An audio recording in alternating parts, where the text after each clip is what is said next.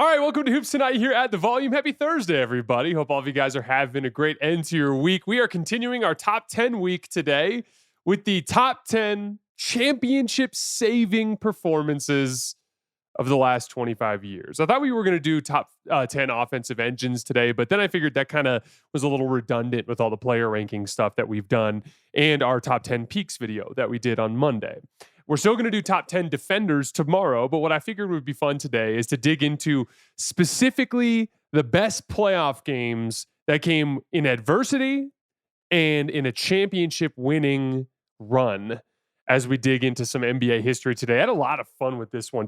I've spent a lot of time on YouTube this morning rewatching some of my favorite games growing up, and we're going to dig into it and get into those rankings. You guys know the drill. Before we get started, subscribe to the Hoops Tonight YouTube channel so you don't miss any more of our videos. Follow me on Twitter @JasonLT so you guys don't miss show announcements.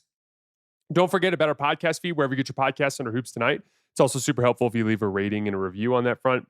Jackson's doing great work on our social media feeds on Twitter, Instagram, Facebook, and TikTok. Make sure you guys follow us there.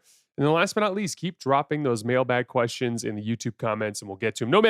No mailbag this week, but we'll get back into our mailbags as we get into the start of this season. All right, let's talk some basketball. So again, top 10 championship-saving performances of the last 25 years. The rules here, I'm digging into the idea of overcoming adversity here. I've talked a lot about this concept over the years, but I love when a basketball player has no choice but to dig deep and to reach a level that he might not reach otherwise because of the circumstance, because of the degree of difficulty, because of the adversity, right? There are a lot of great games by guys who took place in series where they weren't really threatened because they had a substantial talent advantage. Those won't be considered. So, for example, like Kevin Durant, 2018 Game 3 against Cleveland. That's one of the top 5 or so best games I've ever seen a basketball player play. But they were the biggest championship favorite in the finals in the history of the league, so it didn't really qualify as adversity for me, right? Jokic had a 34, 21, and 14 against the Lakers in 2023. That was in a sweep, so it didn't qualify, no adversity. Kobe Bryant, a 48 and 16 against Sacramento in 2001, but it was part of a sweep, so it didn't get counted in this particular category. I'm also explicitly focusing on games that came in the context of overcoming adversity to win the championship. So, for instance, LeBron's 50-point game against the Warriors in 2018. That may be the best basketball game any player has ever played. Doesn't qualify, they lost. Steph Curry, when he had that 30-point second half against the Rockets after KD got hurt. That's maybe Steph's second best playoff game ever, but they lost in the finals, so it didn't qualify for me here. Kobe had several insane games against the Suns in 2006, if you guys remember. Doesn't qualify because they lost. Jokic, 2024 against Minnesota. He had that 47 and 13 with the ridiculous shot making. Insane game. Doesn't qualify because they lost. So adversity and in the process of actually winning the championship. So these are the top 10 championship-saving performances of the last 25 years. And I'm going to jump in with an honorable mention here because Kobe did not make this list. And he had a game that was my final cut. It came in at 11th for me. That was his Game 6 against Phoenix in 2010. That was the game, if you guys remember, he had 37 points, hit a bunch of these super tough shots, like right in front of the Suns bench. One of the most impressive shot-making games of Kobe's career. And it could have ended up going back to the LA for a Game 7, which could have gone either way, right? But it just didn't quite make the cut. But I did want to have Kobe on here because Kobe did have an incredible championship-saving performance 26 years ago. So just barely outside the parameters of this list. So I'm going to briefly shout it out here as essentially an honorable mention. Game 4 of the 2000 NBA Finals against the Indiana Pacers. Kobe was just 21 years old, and he had 22 points in the second half of an incredibly intense back and forth game. Shaq fouled out in overtime on this kind of iffy rebounding foul along the baseline. And right after that, because Shaq was off the floor, they had to go in with John Salley, and the Pacers immediately started pounding the ball to Rick Smits in the lane, in the post, and he just went right at John Salley a couple times in a row for easy little left shoulder hook shots that he made. And that ended up turning it into a game that easily could have gone either way in overtime. And Kobe hit a couple of insane shots. He hit like a scissor dribble step back over Reggie Miller. He hit like a hesitation dribble pull up long two right on the very next possession against Mark Jackson. The team went back and forth a little bit after that. Brian Shaw got a tip in on a Glenn Rice little air ball alongside along the baseline on the right side. Rick Smits hit a couple more free throws. It was a 1-point game with a 4-second difference between the game clock and the shot clock. Reggie Miller was doing a really nice job denying Kobe the ball, not allowing him to catch it, but he just used that to his advantage because Reggie was denying him. He was chasing him. He used that to get inside position for an offensive rebound. And Brian Shaw ended up missing kind of like a little sweeping hook going across the middle. And Kobe was right there, right place, right time, got the offensive rebound, put it back, and effectively iced the game. And if Kobe doesn't step up there, Indiana likely takes a 3-2 lead going back to LA with 2 chances to get 1 win and potentially win that 2000 NBA Finals. That was a real championship-saving performance from young Kobe that just missed the parameters of this list. But let's get into our actual rankings, our top 10 championship-saving performances of the last 25 years. Number 10, Steph Curry in Game 5 of the 2015 Finals. Now, the Warriors were massive favorites after Game 1 of that series because of injuries to Kevin Love and Kyrie Irving. But that didn't seem to matter much to LeBron, who willed the hospital Cavs into competing in that series. And the series was tied at 2, and LeBron threw his best punch of the series in Game 5 on the road in Golden State. He had a 40-point monster game, one of his more efficient games. He had 16 in the fourth quarter and was really going at him. The Cavs actually had a lead in the fourth quarter of that game, and the Warriors were staring down the ropes of potentially a 3-2 deficit on the road in Cleveland. But that was when Steph Curry decided to have his best game of the series as well. He poured in 37 points of his own. He went punch for punch with LeBron in that fourth quarter. He hit a couple of these ridiculous step back threes over Matthew Dellavedova, had a couple of tough buckets splitting pick and roll. He split Timofey Mozgov for a little pull-up jumper at the top of the key. He split Tristan Thompson for a little left-handed layup off the glass. He was ridiculous down the stretch of that game. Really a fun duel. I really enjoyed watching that one today on YouTube. Of the 55 points that both teams scored in the fourth quarter, LeBron and Steph combined for 33 of them. It was like an epic shootout between the two of them. But that was one of the top 3 or 4 playoff games that Steph has ever played.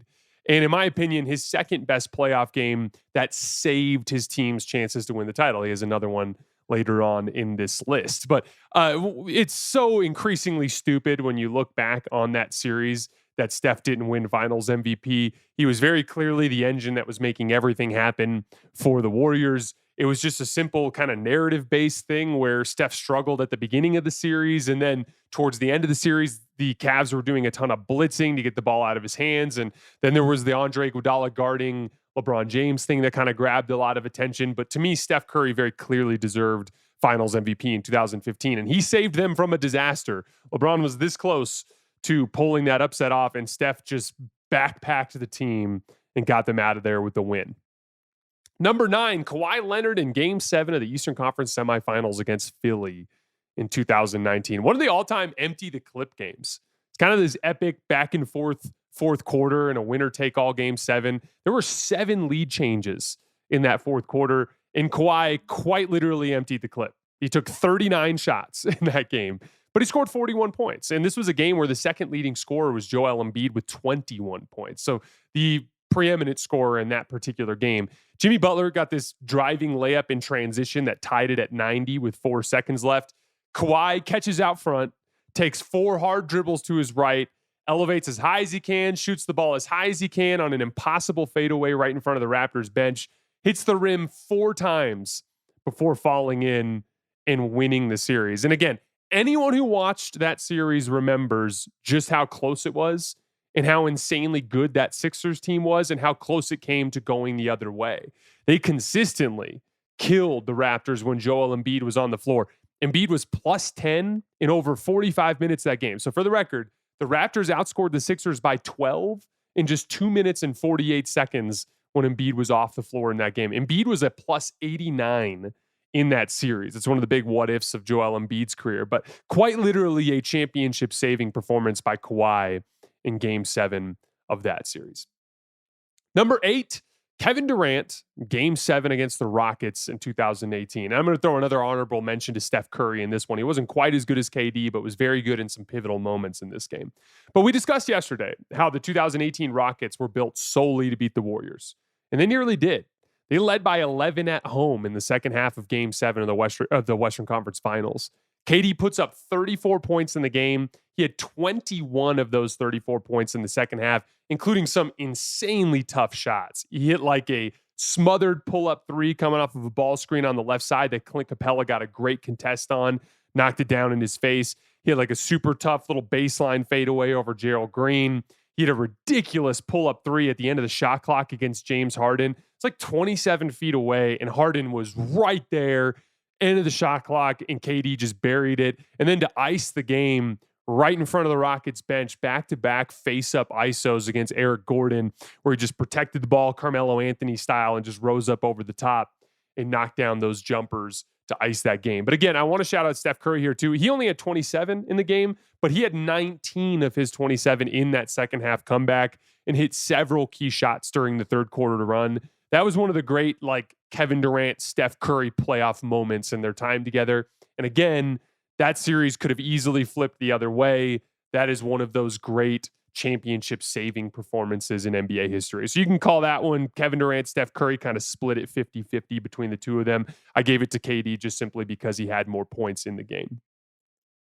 Number 7, Dwayne Wade in game 3 of the 2006 NBA Finals.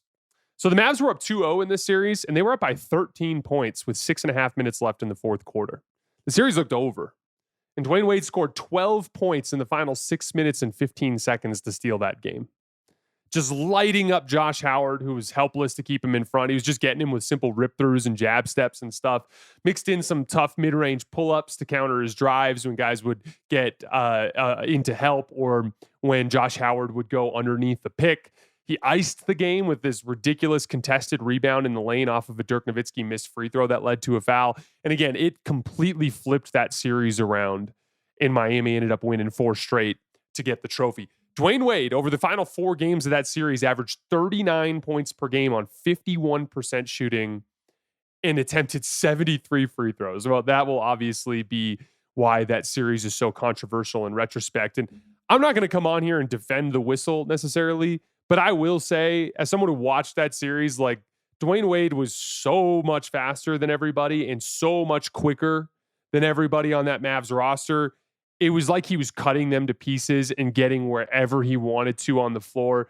Every time I go back and watch highlights too, it's just like literally looks like he's moving at a different speed. And defenders were consistently out of position. Now, should he have attempted 73 free throws?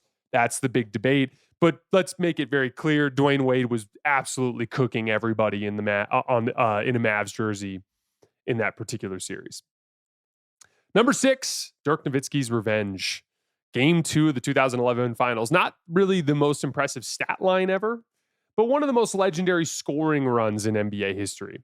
Dwayne Wade hits a 3 right in front of the Mavs bench early in the fourth quarter that puts the Heat up 15. They're already up 1-0 in the series, so it's starting to look like the Heat are going to run away with the finals. Jason Terry comes out and gets 8 quick ones, and the Heat go cold from the perimeter, and suddenly it's a 4-point game with 3 minutes left. And Dirk, by himself, goes on a solo 9-3 run in the final 3 minutes of the game to end it. He hits a long 2, popping out of a ball screen along the left side. He gets like an easy transition layup off of their defense, which we're going to talk about in a minute. And then he hits a 3 after Udonis Haslem ducks under an off-ball screen. He just confidently steps into a catch-and-shoot 3 right there along the left wing that puts the Mavs up 3. He call timeout. They run a nice little sideline out of bounds play that gets Mario Chalmers a wide open 3 in the right corner. LeBron throws the skip pass. Mario knocks it down. The game is tied. Then on the very next possession, tie game, shot clock's off.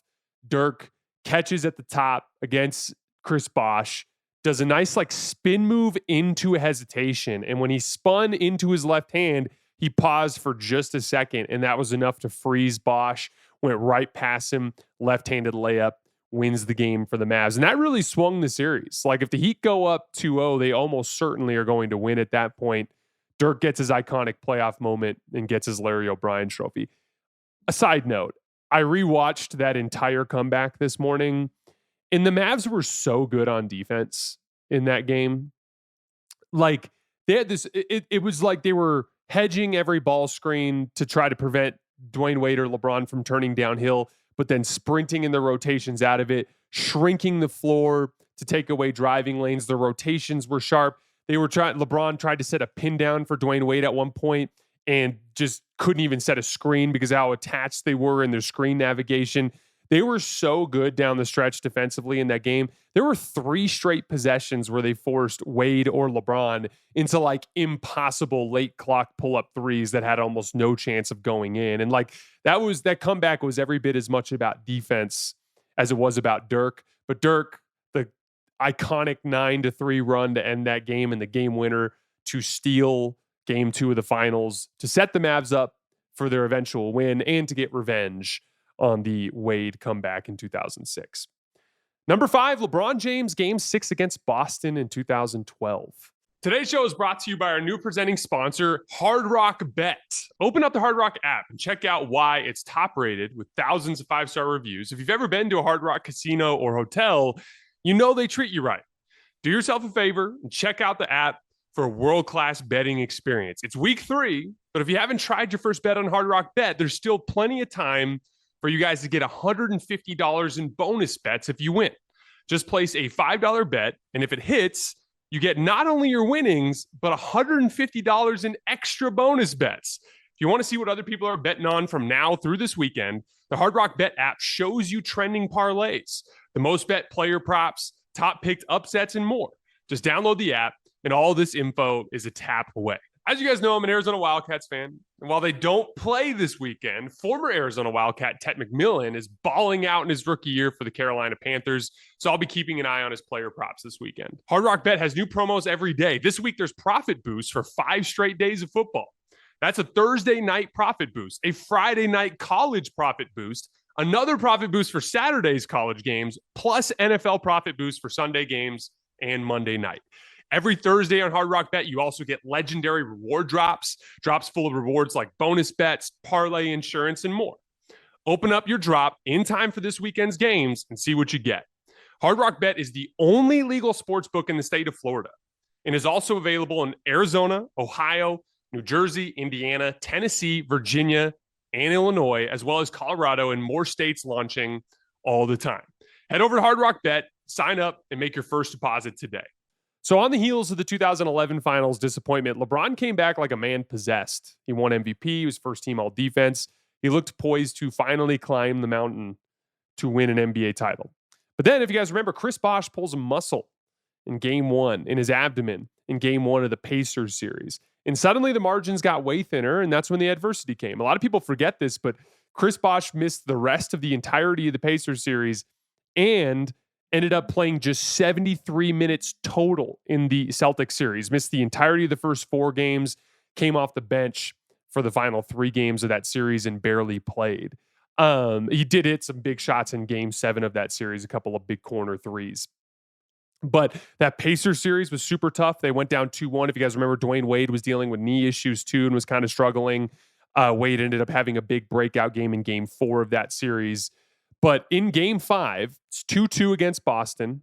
Paul Pierce hits a huge 3 with less than a minute left that basically ices the game. And suddenly the Heat are down 3-2 and have to go on the road to Boston in like this raucous closeout environment. The stakes were ridiculous. If you guys remember the takes at the time, everyone was like, if the Heat lose, they might have to blow up the team. But no, LeBron literally eviscerated the Celtics single-handedly on the road in game 6. He dropped 30 in the first half, just completely sucked the life out of the arena. Even when they started to make a run in the second half, he just nailed a 3 that sucked the life right back out of the arena. He had 15 points in the second half that closed that deal for a total of 45. Hit a crazy variety of jumpers from 3 and from the mid-range. He had this like savagely calm look on his face, like he was just completely supremely confident in his ability to regain control of the situation. And the rest was history. Over the final 7 games of the 2012 playoff run, LeBron averaged 31 points, 11 rebounds, and 6 assists on 51% shooting, and the Heat went 6-1. He played his best basketball when he needed to push that team over the top and change what would have been potentially a blown up Heat team into the first champion of that era. The definition of a championship saving performance. Number 4, Giannis Antetokounmpo in Game 6 of the 2021 NBA Finals. The stat line is obviously insane, 50 points, 14 rebounds, and 5 blocks, but I want to focus on the second half of this game. Every game down the stretch of this series, if you guys remember, was super competitive, and Game 6 was no exception. The game was tied with 10 minutes left in the fourth quarter, and again, you're staring down the barrel of a Game 7 in Phoenix, which NBA history tells us typically goes towards the home team, right? Giannis poured in 33 points in the second half and hit everything. It wasn't just bully ball. He hit a 3 along the right wing early in the second half. He hit like a tough right shoulder fadeaway in the lane. He hit a hook shot over Mikal Bridges with like 3 minutes left in the fourth quarter from like 13 feet. Like he turned over his left shoulder and hit a hook shot from 13 feet.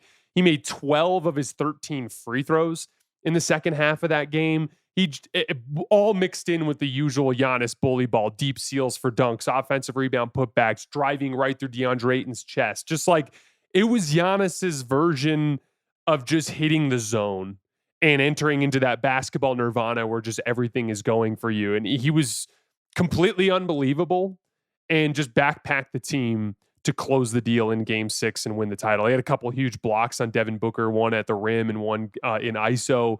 It was just the greatest game that Giannis ever played. And it was in a spot where his team desperately needed it. And it was one of the great championship-saving performances of the last 25 years. Number 3, LeBron James in Game 7 of the 2013 NBA Finals.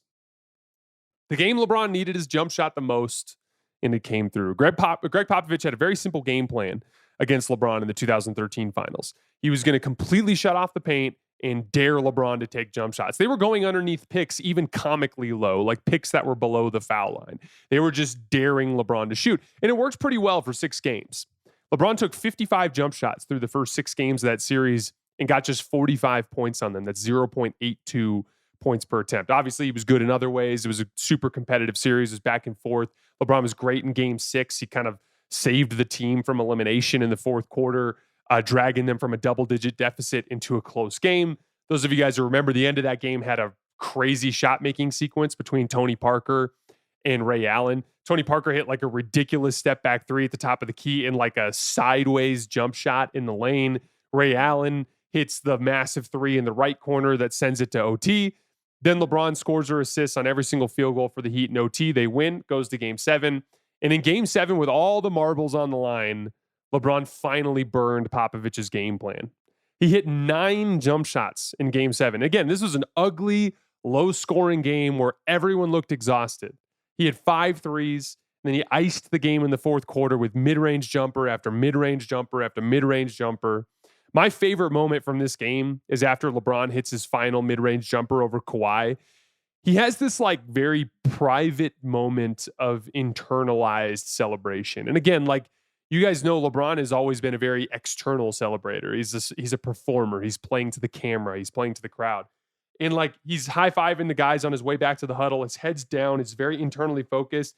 And he kind of does this like two-handed fist pump with like a roar that you can tell was like very much like an internalized celebration. It was almost like a release of all of the stress and pressure of the last half decade involving his jump shot. And like we found out after in the days after from reporting that LeBron had been like really paying his dues to become a good jump shooter. Like he was traveling with a full-time shooting coach, and no matter where he was, whether he was on vacation or at a marketing event or just at home, he was working on his jump shot every single day. And I've told you guys before, like jump shot improvement is incremental, it's tedious, and the only way to get there is thousands and thousands and thousands and thousands and thousands and thousands of shots. And LeBron paid that price, and it paid off on the biggest stage. Game 7, NBA Finals, the absolute peak of professional basketball on earth. And it was the first of 2 amazing LeBron moments that he had on that stage. Number 2, Steph Curry in Game 4 of the 2022 Finals in Boston. 43 points, 10 rebounds, with the series very much at a tipping point. It was an incredibly tough matchup for the Warriors. I actually picked the Warriors to win that series because I believed in Steph and just overall my basketball philosophy surrounding veteran experience. But I was extremely nervous about that Boston team. And I did say before the series that I thought the Celtics were the more talented team. They were one of the best defenses I had ever seen to that point, and they matched up really well with Golden State in some key areas, especially involving their perimeter speed. Ime Udoka also opted for a high drop coverage, not like a blitz or like a above the level coverage. They didn't want to give up the roll man, but they were up with their bigs contesting threes. And the entire purpose of it was Ime Udoka did not want to let the Warriors get into their 4-on-3. They did not want to let them get into the blender, the thing that, resulted in Andre Iguodala getting a finals MVP in 2015. If you guys remember that same Draymond to Andre Iguodala sequence off of blitzes of Steph Curry. He didn't want to. He wanted to put the burden on Steph to make incredibly difficult pull-up jump shots over contests from very good defenders, guys like Rob Williams and Al Horford. And by the way, it worked at first. The Celtics took a 2-1 lead on the strength of a big late game comeback in game one where their defense really strangled the Warriors. And they had the Warriors up against the wall in that game 4. Even with Steph lighting the world on fire to that point, the Celtics led by 5 with 7 minutes left in that fourth quarter. And again, they win that game. They're up 3-1 going back to Golden State. That's a big and advantageous position for that Celtics team. Steph scored 10 of his 43 over the final 4 minutes to steal that game and to save the series. This is one of my favorite YouTube videos to watch. The degree of difficulty on some of these pull-up threes that Steph hit was literally off the charts. And the Warriors needed every single one of them. To put it very simply, I believe that if Steph did not do what he did in game 4 of that series, the Celtics are the 2022 NBA champion. End of story. And I thought it was a particularly important win for Steph because of the way his career had been kind of slandered in retrospect. Like, Steph was a massive favorite in his first 3 championships, right? Like, obviously you have Kevin Love and Kyrie Irving out for the first one. Kevin Durant on the team in 2017 and 2018. It's the greatest roster ever assembled. So he had like absurd talent advantages in his first 3 championships. And so when they, flamed out in 2021 and missed the playoffs, and when he's down 2-1 in the finals, there, even up to that point, there was just this large group of detractors that was kind of undercutting everything that Steph had done previously in his career. And so at that point, that winning that game and kind of allowing himself to legitimize his success. Because again, part of the reason they had such an absurd talent advantage in those series was because Steph had become close to as good as LeBron James was as the best player in the world, while also being surrounded with that elite roster. But to his credit, Steph was contributing in a major way to the success of that team. I still believe to this day that Steph was the best player on that Kevin Durant Warriors team. And this game for the 2022 finals was the biggest middle finger in the world to all those folks who had basically kicked Steph while he was down in the years following the Kevin Durant injury. It was a demonstration to me, a clear demonstration that he was the second best player of the LeBron era. And in my opinion, still underrated to this day. Number 1 is actually going to be LeBron's last 3 games of the 2016 finals. You could pick any of them individually. It's kind of crazy. You go back through NBA history and you look at some of the great back against the wall performances, and LeBron just has so many of them.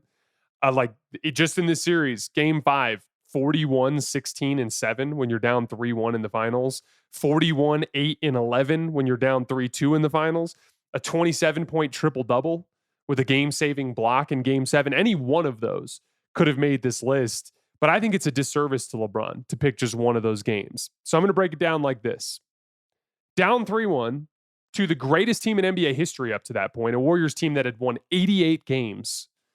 LeBron James over the final 3 games of that series averaged 36 points, 12 rebounds, and 10 assists per game on 51% from the field and 42% from 3 with 6 stocks per game. That's right. He had 9 steals and 9 blocks over the final 3 games of that series. Everyone remembers the block on Iguodala. There's another play that I have burned into my brain from the tail end of game 7, and it was the Steph Curry ISO of Kevin Love. This is a play that is remembered as the stop by Cavs fans. Go watch that play again, and you'll see LeBron hawking the lane behind Kevin Durant. And Steph had absolutely no interest in driving past Kevin to deal with LeBron there, who had blocked Steph so many times to that point in the series that he was scared to drive on him. There's so many moments in that series. Obviously, the Kyrie shot in the LeBron block, the half-court surgery that LeBron performed in the fourth quarter of Game 7, consistently generating great shots for the Cavs, and like the rock fight of all rock fight games. I thought he performed some ridiculous half-court surgery in Game 6. If you guys remember, as he was picking the Warriors apart in pick and roll, just consistently setting Tristan Thompson up for easy layups and dunks as he was using his eyes to look off Warriors help defenders. It was the greatest stretch of basketball ever played. And it literally turned a loss into a trophy against the greatest basketball team, success-wise, that had ever performed up to that point. Again, having won 88 games. And so that easily takes the number one spot on this list. All right, guys, that's all I have for today. As always, I sincerely appreciate you guys for supporting us and supporting the show. We'll be back tomorrow with one more top 10 list, the top 10 defenders of the last 25 years. I will see you guys then.